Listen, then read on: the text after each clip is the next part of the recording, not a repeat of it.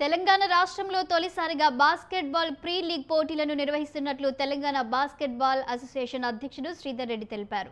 ఇందుకోసం 6 టీంలను సెలెక్ట్ చేయడం జరిగిందన్నారు. Hyderabad hawks, Rangareddy rhinos, Warangal warriors, Karimnagar kings, Nizamabad Nawabs, Mahabub Nagar bulls టీంలుగా నామకరణం చేసినట్లు ఆయన తెలిపారు.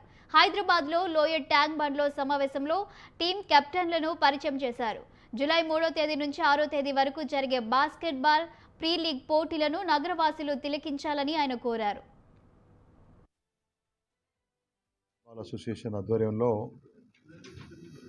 తొలిసారిగా ఎట్లయితే మీరు క్రికెట్లో ఐపీఎల్ చూస్తారో, కబడ్డీ ప్రీమియర్ లీగ్ చూస్తారో, ఆ రకంగా తెలంగాణ రాష్ట్రంలో బాస్కెట్బాల్ స్పోర్ట్ని డెవలప్ చేసేందుకు, ప్లేయర్లకు ఒక మంచి అవకాశం కల్పించేందుకు, వాళ్ళు మరింతగా రాణించేందుకు Telangana basketball association first Telangana pro basketball league నిర్వహించబోతూ ఉన్నాం.